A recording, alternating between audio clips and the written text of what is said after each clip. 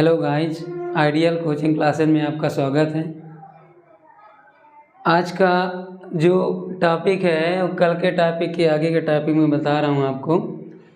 कल हमने आपको लास्ट एक क्वेश्चन बताया था, उस क्वेश्चन को हम लोग एक बार और देख लेते हैं कि कोई एक सरफेस है, उस सरफेस पर कोई एक रे आपतित हो रही है, इस टाइप की। ये एक इंसिडेंट रे है और ये आके रिफ्लेक्ट हो जा रही है। ये है हमारी रिफ्लेक्टेड रे और ये हमारी है इंसिडेंट रे, और ये हमारा है इंसिडेंट एंगल, ये हमारा है रिफ्लेक्टेड एंगल। तो हमने आपको कल एक क्वेश्चन बताया था कि जब कोई प्रकाश की किरण किसी दर्पण पर आपतित होती है या किसी एंगल पर आपतित होती है, हमने बोला कि जब कोई प्रकाश की किरण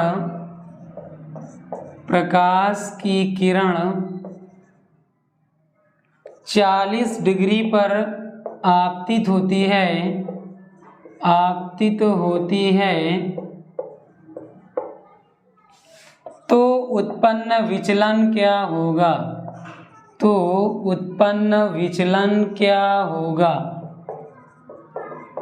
तो हमने आपको कल बताया था कि फार्मूला होता है डेल्टा बराबर 180 माइनस का 2i, या इसको हम कह सकते हैं डेल्टा बराबर 180 माइनस का 2r।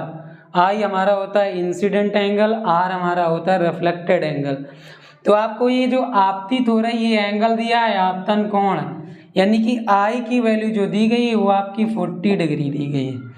तो यहाँ पर रखेंगे तो डेल्टा बराबर 180 माइनस का 2i, 180 माइनस का 2i की वैल्यू पुटअप कर देंगे 40 डिग्री। तो ये हमारा आएगा 180 माइनस का 80 और ये ओवरऑल 100 डिग्री आपका आंसर आ जाएगा। यानी कि जो हमारा प्रकाश की किरण होगी वो हमारी दर्पण से उसका विचलन 100 डिग्री होगा।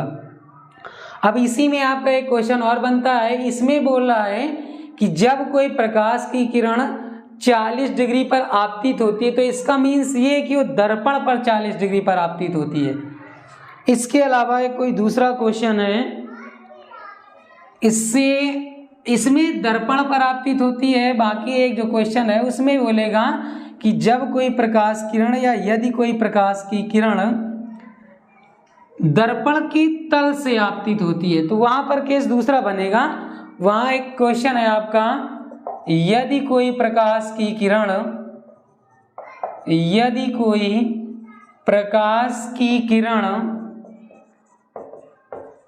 तल से 60 डिग्री पर आपतित होती है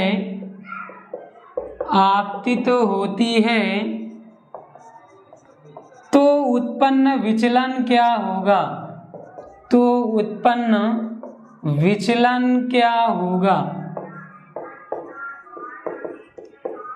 तो इसमें क्या है, सबसे पहले वो कह रहे तल से आपतन कोण, तो जो तल से आपतन कोण है वो आपका 60 डिग्री है और हमें चाहिए होता है दर्पण से आपतन कोण। तो सबसे पहले निकालेंगे दर्पण से आपतन कोण। तो दर्पण से आपतन कोण निकालने के लिए 90 डिग्री में से तल का जो आपतन कोण होता है उसको माइनस कर देते हैं। तो 90 डिग्री माइनस का 60 डिग्री ओवरऑल 30 डिग्री, ये हमारा गया दर्पण से आपतन कोण। अब हम लोग फार्मूला लगाएंगे, जो विचलन कोण होता है, विचलन कोण डेल्टा बराबर 180 माइनस का 2i। अब यहाँ से इसको सॉल्व करेंगे, 180 माइनस 2i की वैल्यू पुटअप करेंगे 30 डिग्री, तो हो जाएगा 180 माइनस का 60 डिग्री, तो ओवरऑल 120 डिग्री। यानी कि जो तल से प्रकाश किरण का विचलन होगा वो हमारा 120 डिग्री होगा। इसके बाद कुछ इसके नोट पॉइंट हैं, वो नोट पॉइंट आप लोगों को बहुत अच्छी तरीके से देखना है और वो बहुत ही इम्पॉर्टेंट नोट पॉइंट हैं और हर बार आपको एयरफोर्स में और नेवी में और इंडियन कोस्ट गार्ड में वो आपके पॉइंट अक्सर पूछे जाते हैं। तो बहुत ही अच्छे से आप देखिएगा। पहला पॉइंट है सपोज ये कोई हमारे एक समतल दर्पण है और इस समतल दर्पण पर कोई एक रे इंसिडेंट होती है। तो ये हमारा है प्लेन मिरर और ये हमारी इंसिडेंट रे है, इंसिडेंट रे। तो हम बोलेंगे यदि कोई समतल दर्पण पर कोई आपतित किरण आपतित होती है तो उसका परावर्तन उसी दिशा में हो जाता है। यानी कि यदि कोई प्रकाश की किरण समतल दर्पण पर अभिलंबवत आपतित होती है, अभिलंबवत आपतित होती है, तो उसका परावर्तन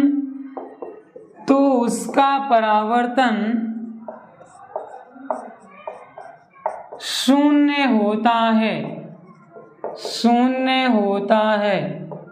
अब सपोज दैट ये हमारा 90 डिग्री का एंगल है और ये कोई इंसिडेंट रे है, तो ये अपनी दिशा में रिफ्लेक्ट भी हो जाएगी, यानी कि परावर्तित भी हो जाएगी। अब क्या होता है, जो दूसरा पॉइंट है उसमें क्या होगा, ये कोई एक प्लेन मिरर है, वो आपका परपेंडिकुलर रखा है। अब प्लेन मिरर जो हमारा परपेंडिकुलर रखा है उसमें क्या होगा कि कोई एक वस्तु है वो मिरर की ओर जा रही है। ये कोई आपका मिरर है M1 M2। मान लेते हैं कि ये कोई एक ऑब्जेक्ट है, यानी कि वस्तु है। तो वस्तु दर्पण की ओर v मीटर पर सेकंड की वेग से जा रही है। तो यहाँ पर जो दूसरा पॉइंट होगा, हम कहेंगे कि जब कोई वस्तु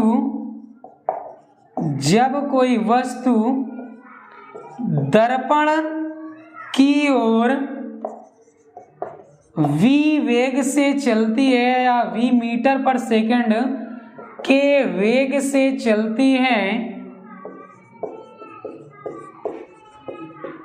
तो वस्तु के सापेक्ष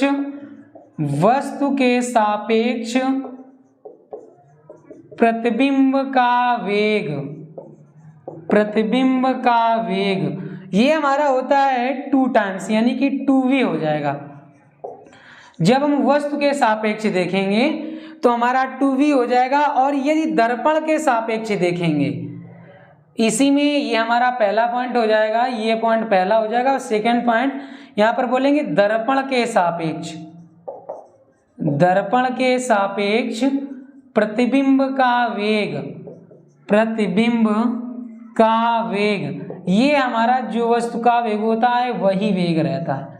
यानी कि इसमें आपके 2 कंडीशंस हैं। जब कोई प्लेन मिरर परपेंडिकुलर रखा जाता है और उस परपेंडिकुलर मिरर पर यदि कोई वस्तु v वेग से जा रही है, तो उसका जो वस्तु के सापेक्ष प्रतिबिंब का वेग होगा वो हमेशा 2v मीटर पर सेकंड होगा, और जो दर्पण के सापेक्ष होगा वो हमारा v मीटर पर सेकंड होगा।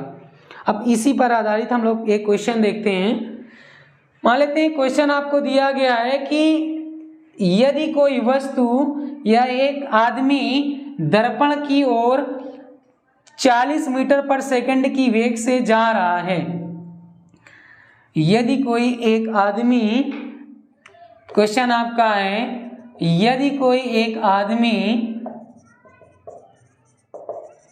आदमी दर्पण की ओर 40 मीटर पर सेकंड के वेग से जा रहा है, जा रहा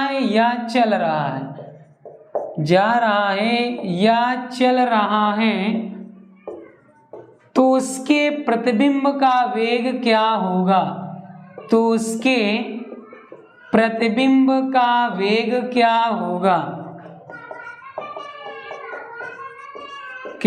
अब देखो, इसमें हमने आपको बताया 2 कंडीशंस बनती हैं। यदि वस्तु के सापेक्ष देखेंगे वस्तु के सापेक्ष देखेंगे तो आपका 2v आंसर होगा, यानी कि v का वैल्यू आपको पुटअप कर देना है। v आपको दिया गया है 40 मीटर पर सेकंड, तो यानी कि 80 मीटर पर सेकंड उसके प्रतिबिंब का वेग हो जाएगा।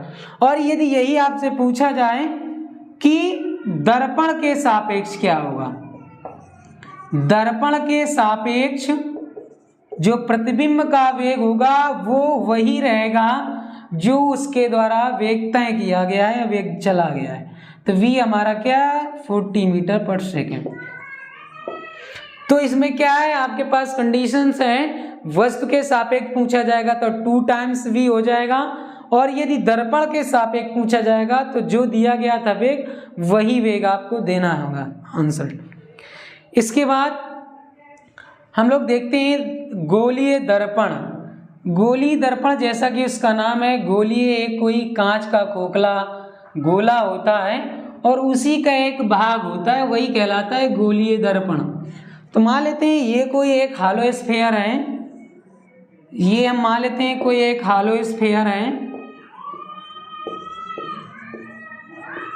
और इस स्फीयर को हम लोग मान लेते हैं यहाँ से कट कर दिए या यहाँ से कट कर दिए।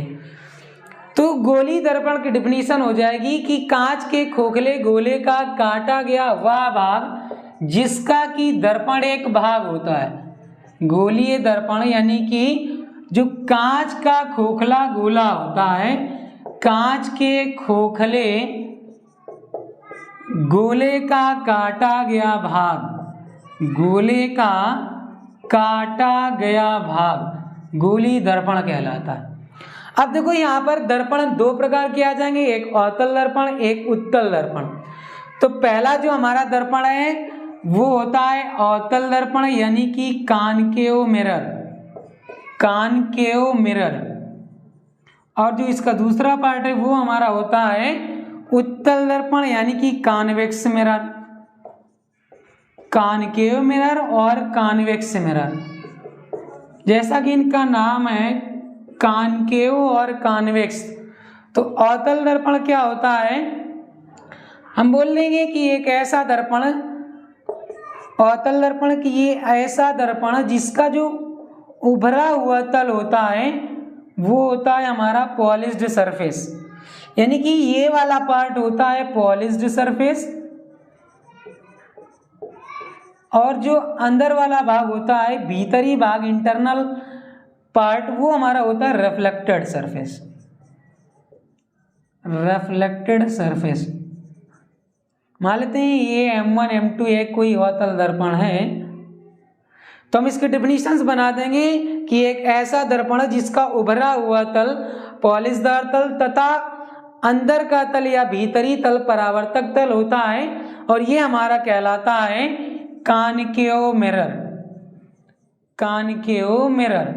अब इसका जो दूसरा पार्ट होता है वो हमारा होता है कॉन्वेक्स मिरर, तो इसका जस्ट अपोजिट होता है वो।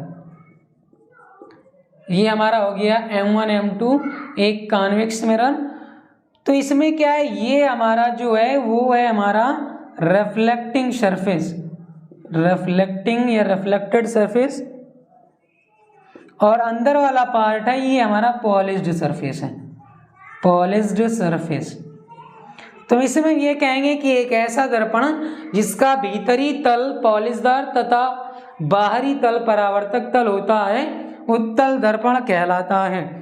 तो अवतल दर्पण क्या होता है, एक ऐसा दर्पण जिसका बाहरी तल पॉलिशदार तल होता है तथा भीतरी तल परावर्तक तल होता है, और उत्तल दर्पण में से इसका जस्ट अपोजिट हो जाएगा कि भीतरी तल पॉलिश्ड सरफेस होता है और बाहरी तल रिफ्लेक्टेड सरफेस होता है, यानी कि परावर्तक तल होता है।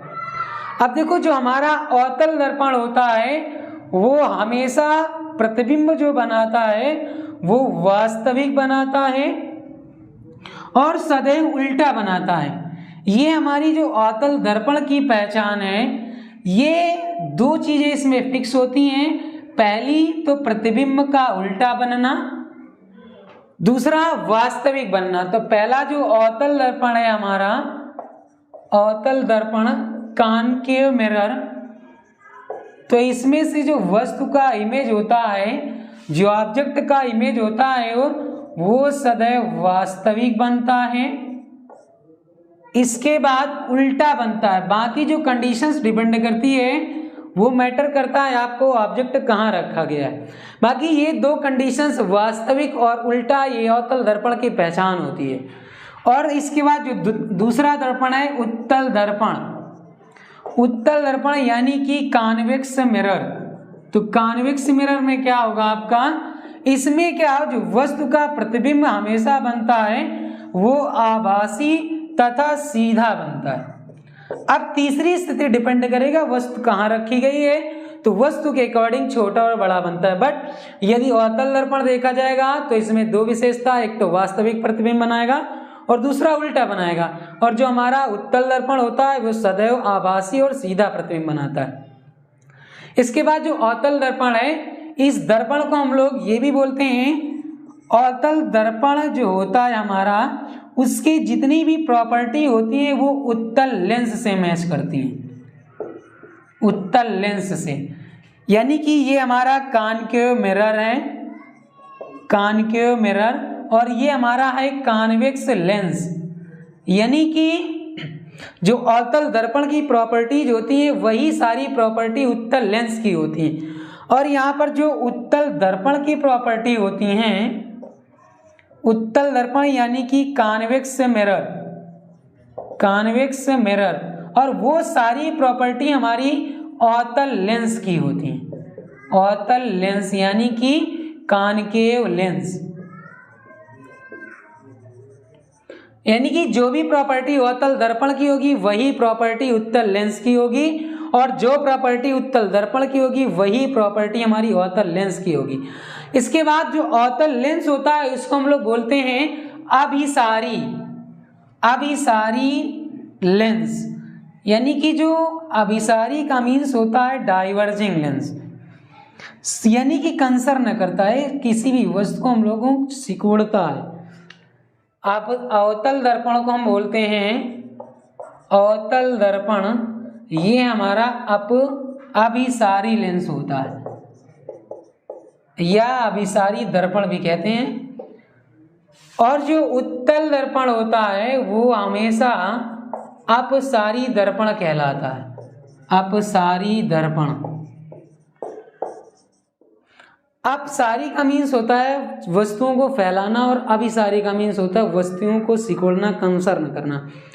इसके बाद इसमें आपका एक संबंध आता है UVF में संबंध। जैसा आप लोगों को पता है UF में संबंध, इसके लिए फार्मूला होता है 1/F बराबर 1/V प्लस का 1/U। यहाँ पर जो F होता है, F वो हमारा होता है फोकस दूरी, फोकल लेंथ, और V होता है हमारा प्रतिबिंब से या प्रतिबिंब की दूरी, लेंथ ऑफ इमेज। और इसके बाद जो U होता है वो होता है वस्तु की दूरी, यानी कि लेंथ ऑफ ऑब्जेक्ट या डिस्टेंस ऑफ ऑब्जेक्ट। अब इसमें होता है आवर्धन, मैग्निफिकेशन। तो मैग्निफिकेशन क्या होता है, जैसा कि आपको पता है कि प्रतिबिंब की लंबाई तथा वस्तु की लंबाई के अनुपात को रेखीय आवर्धन या आवर्धन कहते हैं। लीनियर मैग्निफिकेशन यानी कि रेखीय आवर्धन। तो हमारा लीनियर मैग्निफिकेशन ये होता है हमारा, इसको हम यम से डिफाइन करते हैं या डिनोट करते हैं। m बराबर प्रतिबिंब की लंबाई, प्रतिबिंब की लंबाई यानी कि लेंथ ऑफ इमेज अपान वस्तु की लंबाई, वस्तु की लंबाई यानी कि लेंथ ऑफ ऑब्जेक्ट। तो m बराबर इसको बोलते हैं प्रतिबिंब की लंबाई यानी कि I इमेज, और वस्तु की लंबाई O ऑब्जेक्ट। इसी को हम दे देते हैं V/U। तो ये हमारा फार्मूला होता है m बराबर I/O is equal to V/U। इसके बाद इसमें क्वेश्चन देखते हैं। अब देखो यह एक unit less and dimension length quantity है, इसका ना तो कोई यूनिट होता है और ना ही इसका कोई डायमेंशन होता है। ये यूनिट लेस है, यूनिट लेस, और ये डायमेंशन लेस। डायमेंशन लेस जो हमारा रेखीय आवर्धन होता है, ना तो उसकी कोई विमा होती है और ना ही कोई मात्रक होता है, क्योंकि जो प्रतिबिंब की लंबाई होती है, सपोज दैट मान लेते हैं ये सेंटीमीटर में है या मीटर में है, और वस्तु की लंबाई होगी वो भी सेंटीमीटर में है या मीटर में है, तो वो यूनिट आपस में कैंसिल हो जाते हैं। इस वजह से जो यम होता है रेखीय आवर्धन, ना तो उसकी कोई यूनिट है, और जब यूनिट नहीं है तो उसकी कोई डायमेंशन भी नहीं होगी।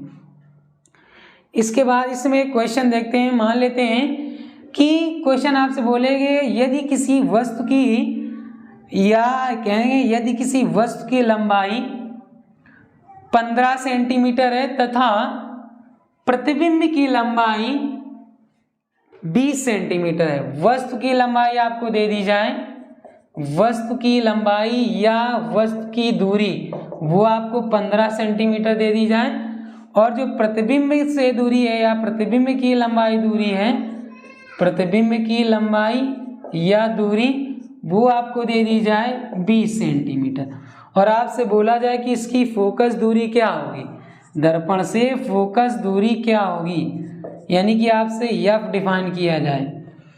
तो आपको हमने बताया कि 1/f बराबर होता है 1/v प्लस का 1/u।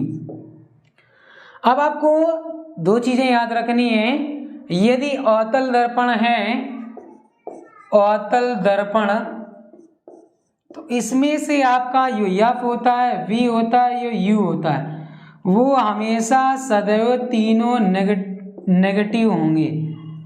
ये भी नेगेटिव, ये भी नेगेटिव और ये भी नेगेटिव। और जब हम आते हैं कि उत्तल दर्पण में, उत्तल दर्पण में हमेशा एफ होता है पॉजिटिव, बाकी वी और यू होते हैं नेगेटिव, वी और यू होते हैं नेगेटिव। तो ये आपको याद रखना है कि कौन सी चीज पॉजिटिव कब होती है, कौन सी चीज नेगेटिव कब होती है। तो अवतल दर्पण में एफ वी भी और यू भी नेगेटिव होता है, और उत्तल दर्पण में से एफ पॉजिटिव होता है बट यू और वी नेगेटिव होते हैं। तो यहाँ पर मान लेते हैं कि ये एक अवतल दर्पण है। अवतल दर्पण की कंडीशंस बताई जा रही हैं आपको। तो इसमें जो हमारा u होगा वो u दिया है आपको 15, तो ये -15 सेंटीमीटर हो जाएगा, और v दिया है 20, तो ये -20 सेंटीमीटर हो जाएगा। अब इसके अकॉर्डिंग हम लोग जब क्वेश्चन लगाएंगे तो 1/f फाइंड करना है, तो v का वैल्यू आप पुटअप करेंगे -20, और ये प्लस और ये माइनस बना देगा, तो ये हमारा आ जाएगा एलसीएम यहाँ से 60, तो ये आएगा -3, और इसको कट करेंगे तो ये आएगा -4, यानी कि 1/f बराबर -7/60, तो ये ओवरऑल f बराबर आएगा -60/7 सेंटीमीटर। यही हमारा इस क्वेश्चन का आंसर हो जाएगा। इसके बाद हम लोग देखते हैं एम, वी और एफ में संबंध। एम होता है रेखीय आवर्धन, वी होता है प्रतिबिंब की लंबाई, और यू होता है हमेशा वस्तु की लंबाई। तो उसमें रिलेशंस होते हैं, वो रिलेशंस हम आपको बताने जा रहे हैं। एम, यू, वी और एफ में संबंध। तो जो हमारा एम बराबर होता है एक एफ माइनस का वी बटे एफ, और जो दूसरी कंडीशंस होती है वो होती है एम बराबर एफ माइनस का यू। जब हमारा प्रतिबिंब की लंबाई दी जाएगी तब रेखीय आवर्धन होगा एफ माइनस का v/f, और जब वस्तु की लंबाई दी जाएगी तो वहां पर फार्मूला होगा रेखीय आवर्धन का m बराबर एफ माइनस का u। यहाँ पर f हमेशा हमारा फोकल लेंथ है, और इसके बाद v हमारा है लेंथ ऑफ इमेज, और u हमारा है लेंथ ऑफ ऑब्जेक्ट, और m हमारा है लीनियर मैग्निफिकेशन।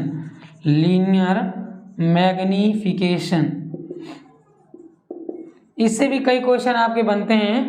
F आपको दे दिया जाएगा और V दिया जाएगा, आपसे M पूछा जाएगा।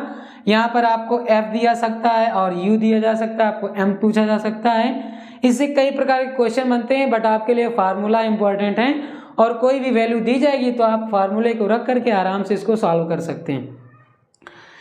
इसके बाद हम लोग देखते हैं कि जो M होता है ना तो उसकी कोई यूनिट होती है और ना ही उसकी कोई डायमेंशन होती है। Unit less and dimension less quantity है ये। इसमें हम एक क्वेश्चन आपको देखते हैं। मान लेते हैं कि कोई रेखीय आवर्धन आपको दिया गया है 2 सेंटीमीटर और आपको F दिया गया है 15 सेंटीमीटर और आपसे पूछा जा रहा है V क्या होगा और U क्या होगा।